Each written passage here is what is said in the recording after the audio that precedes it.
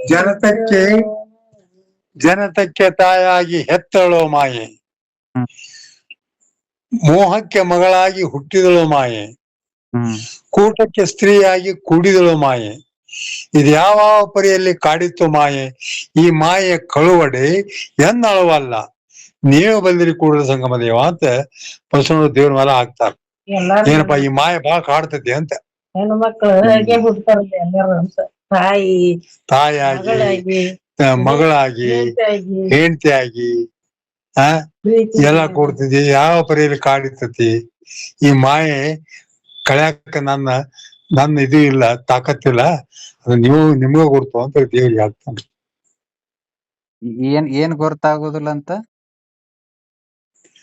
ಇದು ಈ ಮಾಯೆ ಬಿಟ್ಟು ಹೋಗಾಕ ನನ್ನ ಈ ಶಕ್ತಿ ಇಲ್ಲ ಅಂತ.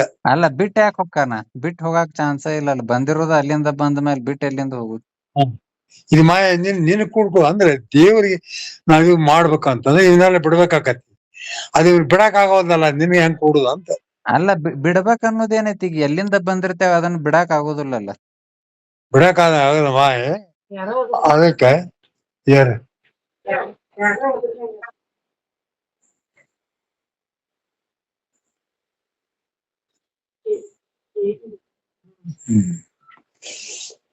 ಅದೇ ತಂದೆ ನೀನು, ತಾಯಿ ನೀನು, ಬಂಧು ನೀನು, ಬಳಗ ನೀನು, ಇದನ್ನ ಪ್ರಪಂಚ ಐತಿ.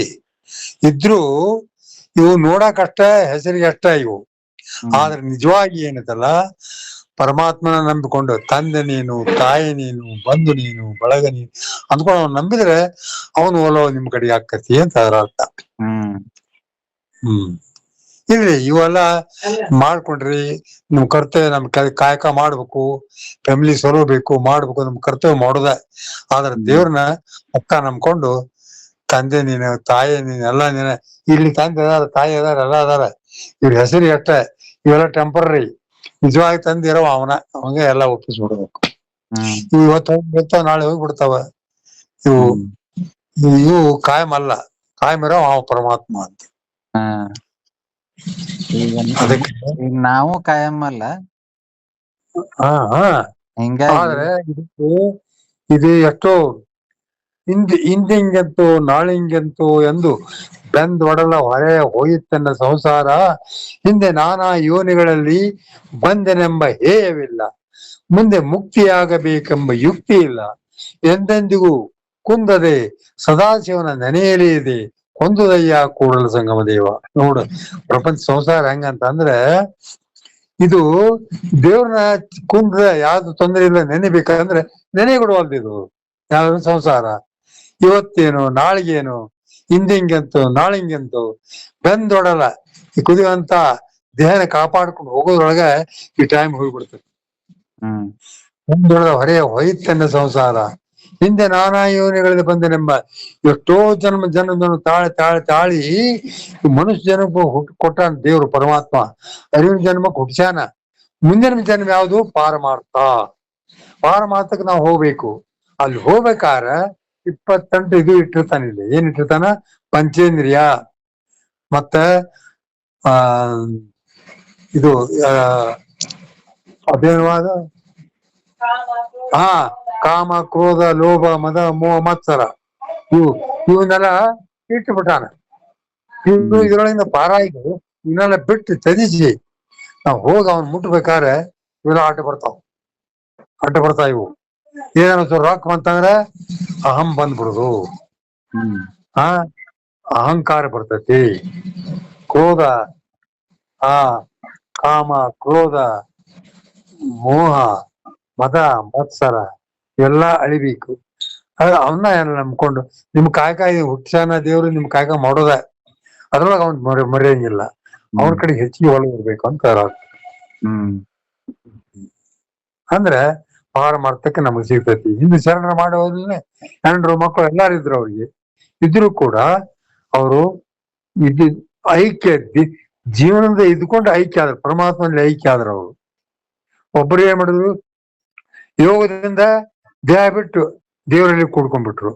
ಕೆಲವರು ಏನ್ ಮಾಡ್ರ, ದೇಹ ತ್ಯಜಿಸಿದಿಂದ ಹೋಗಿ ದೇವರಲ್ಲಿ ಕೂಡ್ಕೊಂಡಿದ್ರು. ಅವ್ರಿಗೆ ಅದೇ ಐಕ್ಯ ಆಗುದು, ದೇವರಲ್ಲಿ ಐಕ್ಯ ಆಗುದು, ಅದ ಪಾರಮಾರ್ಥ. ಹ್ಮ್ ಇಲ್ಲಿದ್ರೆ ಮತ್ತೆ ರೀಬರ್ತ್ ಅಂಡ್ ಡೆತ್ ಶುರು, ಹುಟ್ಟು ಸಾವು ಆ ಚಕ್ರಗಳು ಸಿಕ್ಕೊಂಡು ಮತ್ ಹುಟ್ಟುದು, ಮತ್ 22 ತೊಂದರೆ ಎದುರಿಸುದು, ಮತ್ ಸಾಯುದು, ಮತ್ ಹುಟ್ಟುದು, ಮತ್ ಸಾಯುದು, ತೊಂದರೆ ಎದುರಿಸ್ಕೊಂಡು ಹೋಗುದು, ಇದೇ ಲೆಕ್ಕ. ಅದಕ್ಕಾಗಿ ಅವ್ನ್ ಮರಿಬೇಡ್ರಿ ಅಂತ ಹೇಳ್ತಾರೆ ಶರಣರು. ಹ್ಮ್ ಅದಕ್ಕೆ ಇಂದಿಂಗೆಂತು ನಾಳಿಂಗೆಂತು ಎಂದು ಬೆಂದು ಅಡಲ ಪರೆಯ ಹೋಯಿತೆನ್ನ ಸಂಸಾರ, ಹಿಂದೆ ನಾನಾ ಯೋನಿಗಳಲ್ಲಿ ಬಂದೆನೆಂಬ ಹೇವಿಲ್ಲ, ಮುಂದೆ ಮುಕ್ತಿಯಾಗಬೇಕೆಂಬ ಯುಕ್ತಿ ಇಲ್ಲ, ಎಂದೆಂದಿಗೂ ಕುಂದದೆ ಸದಾಶಿವನ ನೆನೆಯಲಿಯದೆ ಕೊಂದುದಯ್ಯ ಕೂಡಲ ಸಂಗಮ ದೇವ. ಹಿಂಗೆ ಸಂಸಾರ ಅನ್ನೋದು ಎಷ್ಟು ತೊಂದರೆ ಮಾಡ್ತೈತಿ, ನೆನೆ ಕೊಡೋದಲ್ಲ. ದೇವ ಸಂಸಾರ ತಿರ್ಗಾ ಮುರುಗ ಇವತ್ತೇನಪ್ಪಾ ನಾಳೆ ಏನಪ್ಪಾ ಅದನ್ನ ಮಾಡ್ಬೇಕು ಇದನ್ನ ಮಾಡ್ಬೇಕು, ಇದಿಲ್ಲ ಆದಿಲ್ಲ ಹೋಗತಿ ಜೀವನ ಪರ್ಯಂತ ಇದು ಹೋಗಿ ಕಡೆಗೆ ಒಂದಿನ ಹೊಂಟು ಬಿಡುದು, ದೇವ್ರನ್ನ ಮರ್ತು ಬಿಡುದು. ಹಿಂಗ ಅದಕ್ಕೆ ದೇವ್ರು ನಿನಗೇನೋ ಈಗ ಒಟ್ಟು ಮಾಡಿ ನನಗ ಅನಿಸ್ತೈತಿ ಸ್ವಲ್ಪ ಹಿಡಿಯಾಕತ್ತಿ ನೀನು, ನಿನ್ನ ಮಾತು ಕತೆ ನೋಡಿದ್ರೆ ಅಡ್ಡಿ ಇಲ್ಲ ಅನ್ಸ. ಅದನ್ನ ಸ್ವಲ್ಪ ಹೆಚ್ಚಾಗಿ ಒತ್ತು ಕೊಟ್ಕೊಂತ ಇದು ಮಾಡ್ಕೊಂತ ನಿನ್ನ ಕರ್ತವ್ಯನೇ ಮಾಡೋದೆ. ಪ್ರಪಂಚ ಹಾಕೊಂಡು ಹೆಂಡ್ರು ಮಕ್ಕಳು ಏನು ಮಾಡೋದ ಅದ ದೇವ್ರ ಕಡೆಗೆ ಅವನ ಒಲವು ಮತ್ತು ಪರಧನ ಪರ ಸತಿಯೇರಿ ಗಳಿಸಿದರೆ ನಿಮ್ಮ ಪಾದಕ್ಕೆ ದೂರ ಹೋಗಲು ಸಂಗಮ ದೇವ. ಎರಡನೇದು ದುಡ್ಡು ಆಸೆ ಮಾಡಬಾರ್ದು. ಎರಡನೇ ಹೆಣ್ಣು ಮಕ್ಕಳನ್ನ ತಾಯಂದರಾಗಿ ಅಕ್ಕಂಗಿಯರಾಗಿ ಅದ್ರ ಬಿಟ್ಟು ಕೆಟ್ಟ ದೃಷ್ಟಿಯಿಂದ ನೋಡಕ್ ಹೋಗ್ಬಾರ್ದು. ಪಂಚೇಂದ್ರಿಯಗಳು ಇವು ಆಸೆ ಪಡ್ತಾವ, ಎಲ್ಲ ಆದ್ಬೇಕು ಈದ್ಬೇಕು ಅನ್ಕೊಂತ ಅದು ಮಾಡ್ಕೊಂತ ಅದನ್ನ ಈಗ ಒಂದು ಶರೀರದ ಅಂಗಡಿ ಬಂತು. ಶರೀರದ ಅಂಗಡಿ ಬಂತಂದ್ರೆ ಕೈ ರೊಕ್ಕ ಇದು ಅಂದ್ರೆ ಒಕ್ಕ ಬಿಡ್ತಾರ. ಶರೀರದ ಅಂಗಡಿ ಒಕ್ಕ ಒಂದೆರಡು ಹೊಡೆದಾಗನ ಅವರು ಮುಂದೆ ಹೋಗುದು. ಅಂದ್ರೆ ಅದ ಹೇಳ್ತೈತಿ ಇವ ಕೆಟ್ಟ ದಾರಿಗೆ ಹಿಡಿಸ್ತಾವ ಇವು ಪಂಚೇಂದ್ರಿಯಗಳು. ಆ ಪಂಚೇಂದ್ರಿಯಗಳನ್ನ ನಮ್ಮ ಕಂಟ್ರೋಲ್ನಾಗ ಇಟ್ಕೋಬೇಕು. ಆ ಕಂಟ್ರೋಲ್ ನಾವು ಉಳಿದೀವಿ ಅಂತಂದ್ರೆ ಹಾದಿ ತಪ್ಪಿಡ್ತೇವಿ. ಕಾಮ ಕ್ರೋಧ ಲೋಭ ಅರ್ಷಡ್ ವರ್ಗಗಳು ಇವು. ಕಾಮ ಕ್ರೋಧ ಲೋಭ ಮದ ಮೋಹ ಮತ್ಸರ ಆರೆಲ್ಲ ಇವನು ಇರ್ಬೇಕು. ಅಹಂ ಬರಬಾರ್ದು.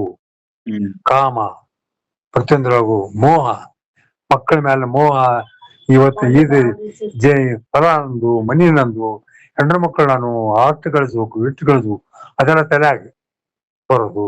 ಇವೆಲ್ಲ ಏನದವಲ್ಲ ಇರಬೇಕು. ಏನ್ ದುಡಿತಿ ಕಾಯಕ ಸತ್ಯ ಶುದ್ಧ ಕಾಯಕ ಮಾಡಿ ನಿನ್ನ ಕರ್ತವ್ಯ ನೀವು ಮಾಡ್ಕೊಂತ ದೇವ್ರಿಗೆ ಮರೆಯಂಗಿಲ್ಲ. ಲಿಂಗ ಪೂಜೆ ಮಾಡ್ಕೊಂತೀವಿ. ಲಿಂಗ ಪೂಜೆ ಮಾಡುವಾಗ ಪಕ್ಕಾ ದೇವ್ರ ನಿನ್ನ ಕೈಯಾಗ ಕುಂತಾನಂತ ತಿಳ್ಕೊಬೇಕು. ಅದನ್ನೆಲ್ಲ ಬಿಟ್ಟು ಒಂದೇನೋ ಕೊಟ್ಟಾರ ಅವ್ನು ಕುರು ಅಂತ ತಿಳ್ಕೊಂಡ್ ಮಾಡಂಗಿಲ್ಲ. ಕುರು ಅಲ್ಲ, ಪರಮಾತ್ಮ ನನ್ನ ಕೈ ಆಗದಾನ, ಅವನ ನಾವು ಬೇಡ ಮಾಡ್ಕೊಂಡು ಪಕ್ಕಾ ಅವ್ನ ನಂಬಬೇಕು. ಪಕ್ಕಾ ಅವ ದೇವ್ರ ನಮ್ಮ ಕೈ ಆಗದಾನ ಅಂತ ತಿಳ್ಕೊಬೇಕು. ಆದ್ರೆ ಅವನು ಕುರು ಅಂತ ತಿಳ್ಕೊಬಾರ್ದು. ಆ ಪ್ರಕಾರ ನಂಬ್ಕೊಂಡ್ರೆ ಅವನ ಒಲವು ಅಲ್ಲಿ ಇರ್ತತಿ. ಯಾವ್ದೋ ಒಂದು ಈಗ ಕಾಯಕದಲ್ಲಿ ನಿರತನಾದರೆ ಲಿಂಗ ಪೂಜೆಯನ್ನಾದ್ರೂ ಮರೆಯಬೇಕು. ಜಂಗಮ ಮುಂದಿದ್ದಡೆಯು ಹಂಗ ಅರಿಯಬೇಕು. ಕಾಯಕವೇ ಕೈಲಾಸವಾದ ಕಾರಣ ಅಮರೇಶ್ವರ ಲಿಂಗವು ಕಾಯಕದೊಳಗು. ಕಾಯಕದಲ್ಲಿ ದೇವರಿದ್ದಾನೆ ಅನ್ನೋದಕ್ಕೆ ಜಂಗಮರ ಬಂದು ಲಿಂಗ ಪೂಜೆ ಅವೆಲ್ಲ ಬಿಟ್ರು ಅಡ್ಡಿ ಇಲ್ಲ. ಆದ್ರೆ ನೀನು ಕಾಯಕ ಪೂರ ಮಾಡ್ಬೇಕು. ಕಾಯಕದಲ್ಲಿ ದೇವರಿದ್ದಾನೆ, ಕಾಯಕ ಮಾಡ್ಬೇಕು. ಎಷ್ಟು ಚಂದ ವಚನಗಳು ಏನು